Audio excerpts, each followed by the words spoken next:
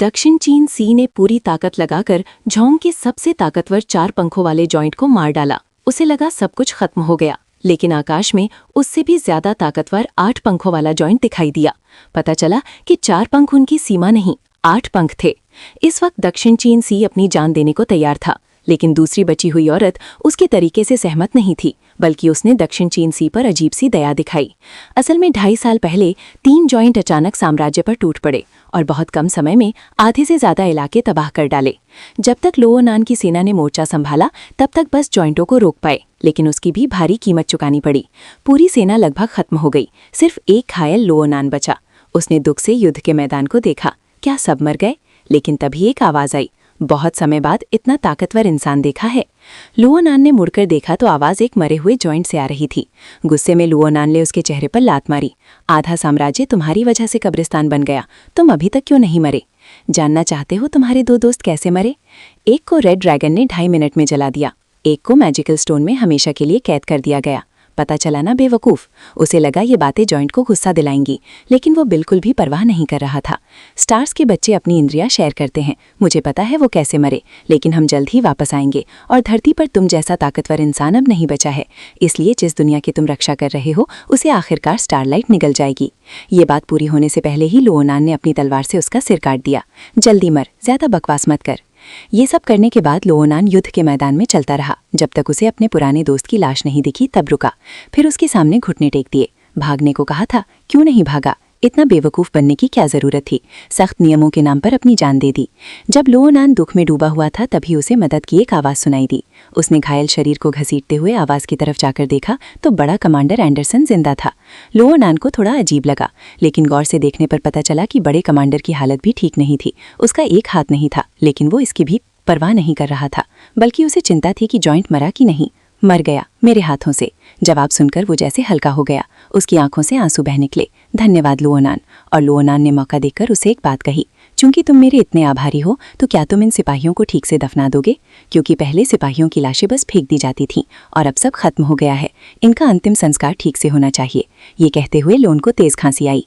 अपने हाथ पर खून देखकर उसने बड़े कमांडर को बताया कि उसकी मौत कभी भी हो सकती है, और एंड को भी कोई हैरानी नहीं हुई, बल्कि उसने पूछा अगर वो जिंदा रह सकता तो वो क्या करना चाहेगा। इस सवाल पर लुओनान की आंखों में एक चमक सी आ गई। शायद कॉलेज जाकर पढ़ाई करूंगा, ये मेरी मृत बहन की इच्छा थी, लेकिन अब उसकी कोई उम्मीद नहीं है।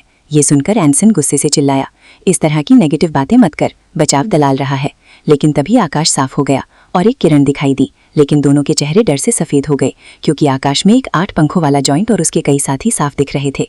इस वक्त एंडरसन पूरी तरह से टूट गया। मैंने इस दुनिया को 3 बार बचाया है, इस बार बिल्कुल कोई रास्ता नहीं है। और उसके पास खड़े लुओनान ने अपनी तलवार निकाली और मजबूत इरादे से उस पर चिल्लाया, मेरे महान कमांडर, तुम क्या कर रहे हो?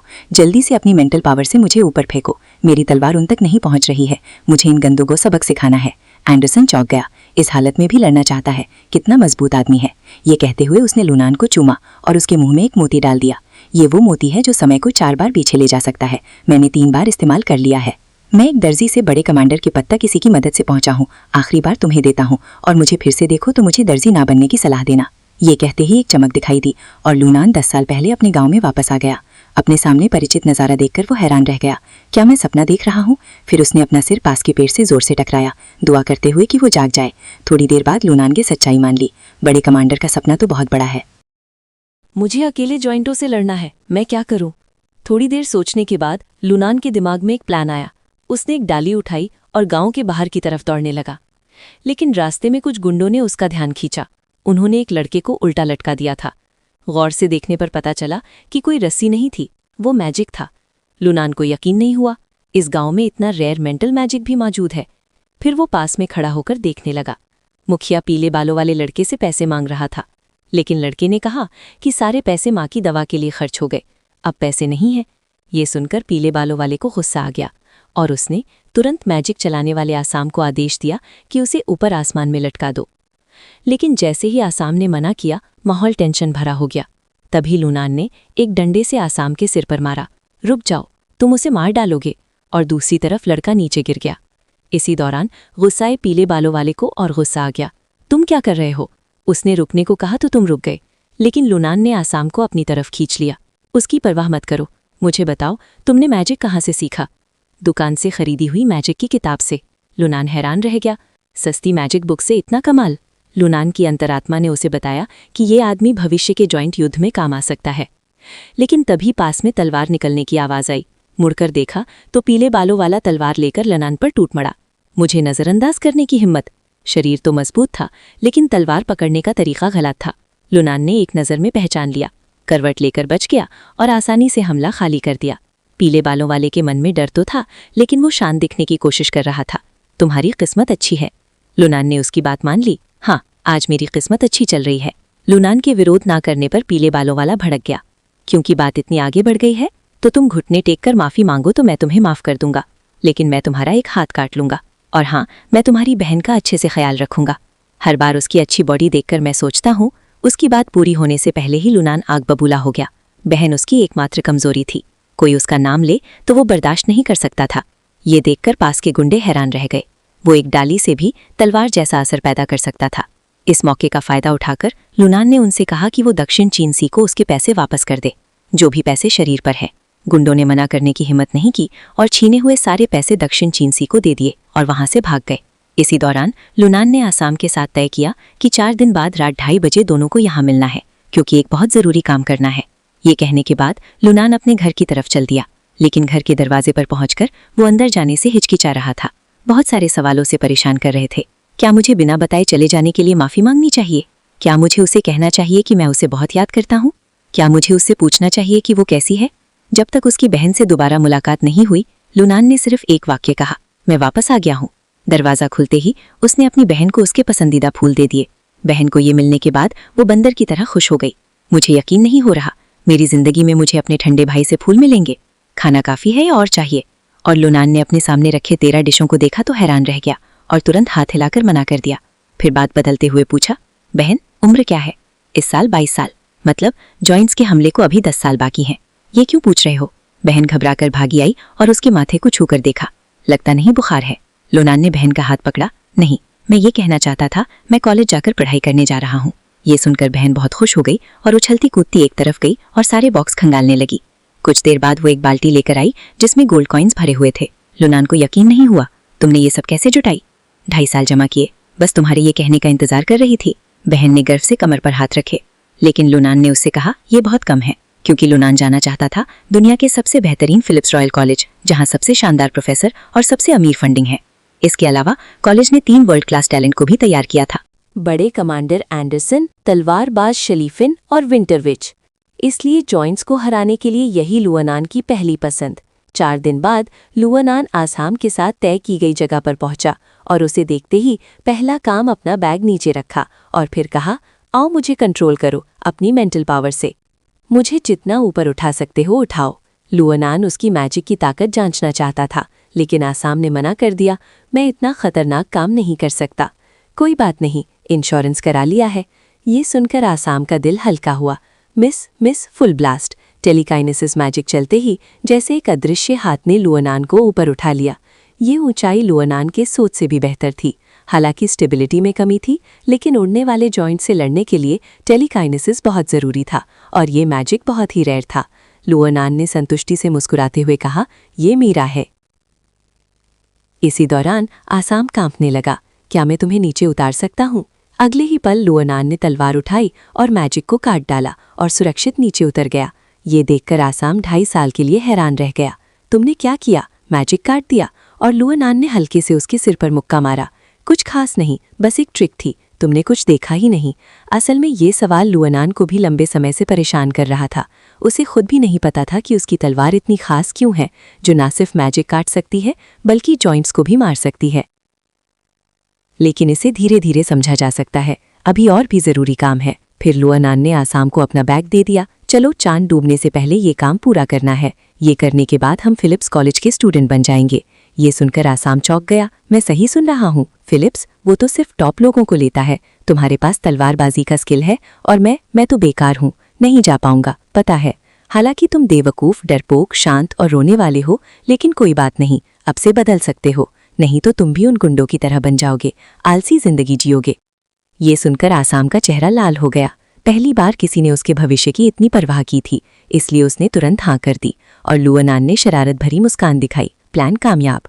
कुछ देर बाद वे गॉब्लिन्स के अड्डे पर पहुंचे। हालांकि अभी वे सो रहे थे, लेकिन फिर भी बहुत खतरनाक थे और लुआनान का टारगेट था गॉब्लिन्स के जमा किए हुए खजाने का एक हिस्सा। शुरू करो, अपनी मेंटल पावर से उन सबको उधार ले आओ।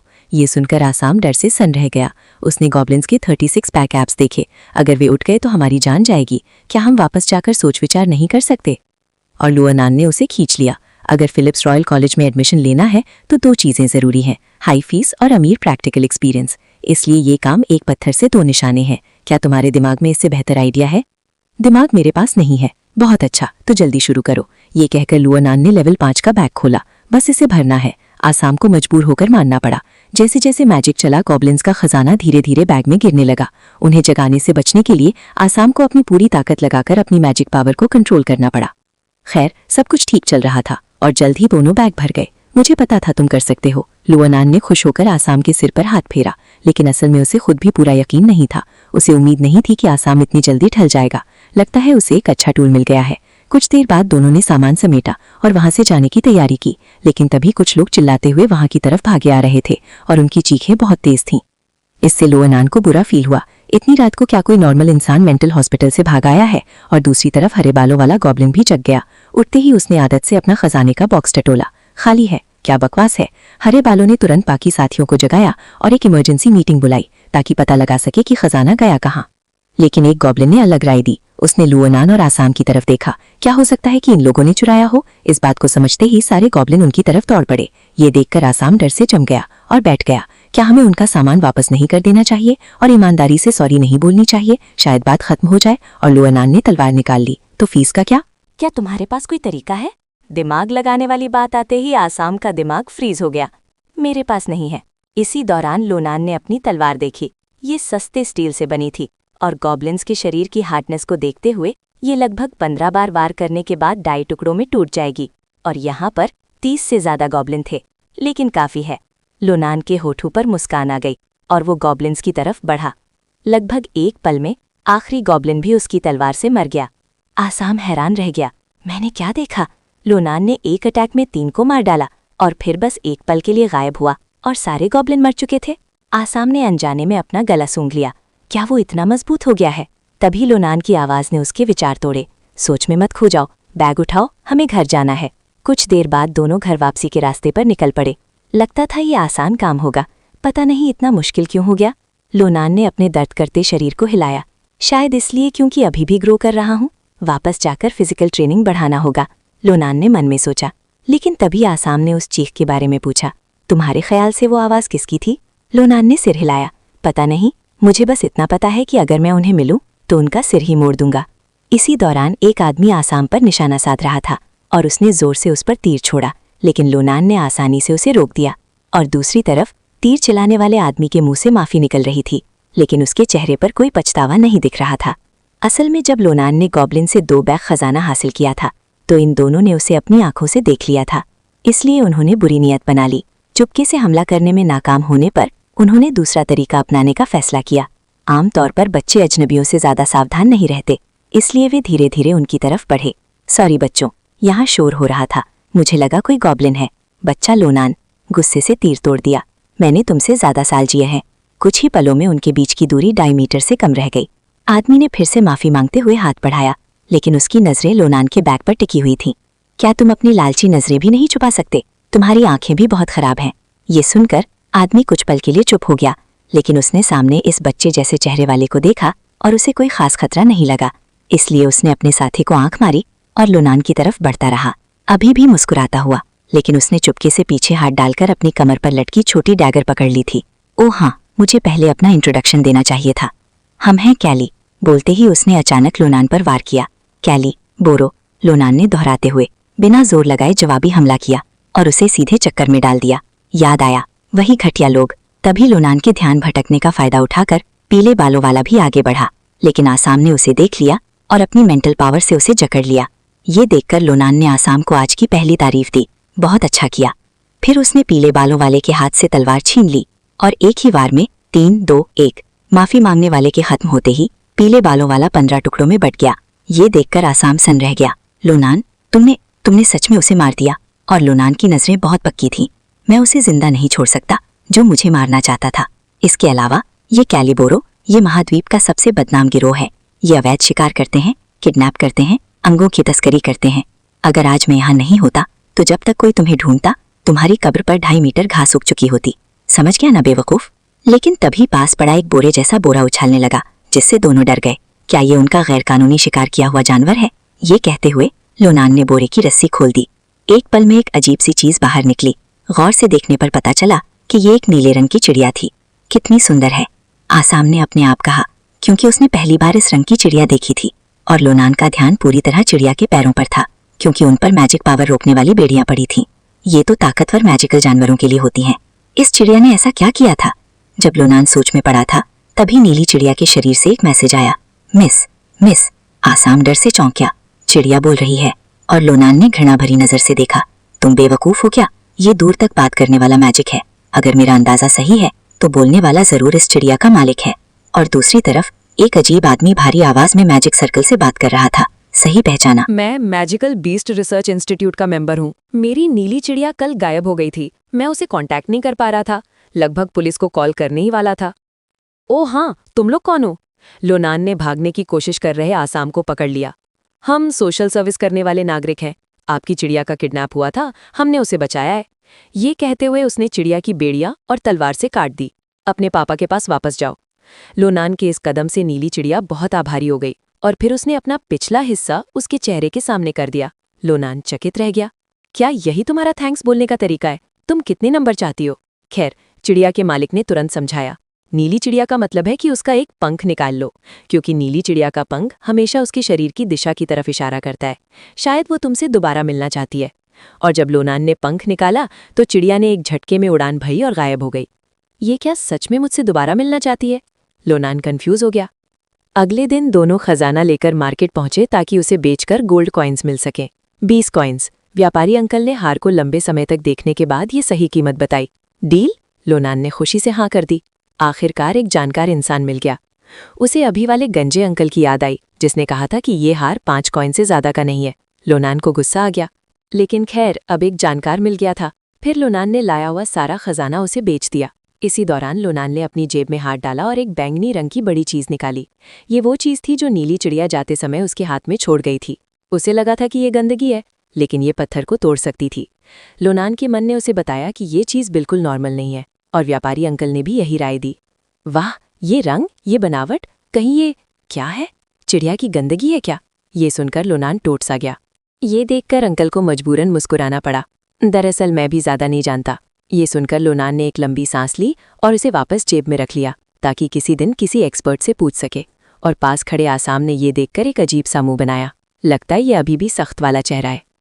विषय बदलते हुए लोनान ने अंकल से पूछा, क्या आपके पास फिलिप्स रॉयल कॉलेज के बारे में कोई किताब है? हम वहाँ एडमिशन लेना चाहते हैं, लेकिन उसके बारे में ज़्यादा नहीं जानते। क्या सच में? मेरी बेटी मारिया भी वहाँ जाने की तैयारी कर रही है। तुम लोग बात कर सकते हो, वो अभी आ रही है। मारिया, ये नाम सुनकर लोनान चौंक गया। ये नाम उसके लिए बहुत जाना पहचाना था, लेकिन उसकी आंखों के सामने एक सुनहरे बालों वाली लड़की थी। लोनान उसके पास गया। क्या तुम सच में मारिया हो, जिसका मिडिल नेम सेन है? हाँ, तुम्हें कैसे पता? ये सुनकर लोनान सन रह गया। उसकी पिछली जिंदगी में जिस मारिया को वो जानता था वो तो ऐसी दिखती थी। फिर लोनान उसके कान के पास गया और धीरे से बोला, मैं तुमसे एक सवाल पूछता हूँ, तुम लड़का हो ना? ये सुनकर मारिया चौंक गई और अपने घमंडी शरीर को नीचे देखने लगी। इस आदमी का दिमाग खराब है या आंखें? उसके रिएक्शन देने से पहले ही लोनान की नज़र मारिया के एक खास हिस्से पर ठहर गई। नहीं हो सकता, किसी भी तरह से लड़का नहीं लगता। क्या तुम्हारे बाप का कोई और बच्चा है? उसकी बात पूरी होने से पहले ही मारिया ने उसे एक जोरदार थप्पड़ जड़ दिया। चुप रहो, तुम क्या बकवास कर रहे हो? और इस थप्पड़ में लोनान को दर्द नहीं बल्कि अपनापन महसूस हुआ। अब वो पूरी तरह यकीन कर चुका था कि ये वही है। 10 साल बाद की मारिया काउंटेस सेन। असल में टाइम ट्रैवल से पहले काउंटेस मारिया सेना की सप्लायर थी। हालांकि उसका स्टेटस ऊंचा था, लेकिन उसका स्वभाव सिंपल और फ्रेंडली था, और वो अक्सर नीचे के सिपाहियों के साथ शराब पीती थी। और जब भी लोनान दूसरे सिपाहियों के साथ लड़के लड़कियों की बात करता तो मारिया को बहुत गुस्सा आता और एक जोरदार थप्पड़ जड़ देती। लोनान को बहुत क्यूरियोसिटी थी कि वो उससे पूछे कि ऐसा क्यों है, लेकिन उसे कभी मौका नहीं मिला। जब तक वो मारिया से दोबारा मिला तब तक वो जॉइंट्स के हमले की जंग में मर चुकी थी। लेकिन अब लोनान का वो लंबे टाइम का रहस्य क्लियर हो गया था। काउंटेस लड़की थी। सच्चाई जानकर लोनान मुस्कुरा दिया और ये देखकर मारिया और गुस्सा हो गई। अभी तक तुमने काफी नहीं देखा और हंस भी रहे हो। वो दौड़कर उसे एक और इनाम देने ही वाली थी, लेकिन लोनान ने उल्टा एक घूंसा जड़ दिया। बस करो बेवकूफ़, मैंने तुम्हें एक बार मारने दिया क्योंकि मैं गलत था, लेकिन दूसरी बार मारने का तुम्हारे पास कोई कारण नहीं है। ये सुनकर मारिया की आंखों में गुस्सा आ गया और उसने लोनान पर सिर का वार किया। अगर मैं दूसरी बार मारने पर अड़ी रहूं तो? ये कहते ही दोनों एक दूसरे से भिड़ गए। कोई पीछे हटने वाला नहीं था। ये देखकर पास खड़े 2 ऑनलुकर्स हैरान रह गए और तुरंत उनके पास भागे।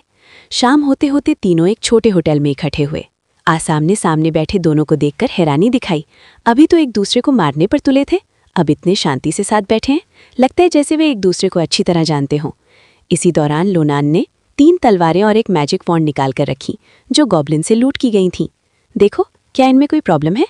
मारिया ने तलवार उठाई और ध्यान से देखने लगी। 3 तलवारें और एक वॉन्ड? क्या तुम्हें लेकर चलने में परेशानी नहीं होती? मजबूरी है, सेफ्टी के लिए रखी हैं, क्योंकि पिछली जिंदगी में लोनान की तलवारबाजी बहुत रफ थी और लगभग हर हफ्ते उसकी एक तलवार टूट जाती थी। तो ये चीज़ें कैसी हैं?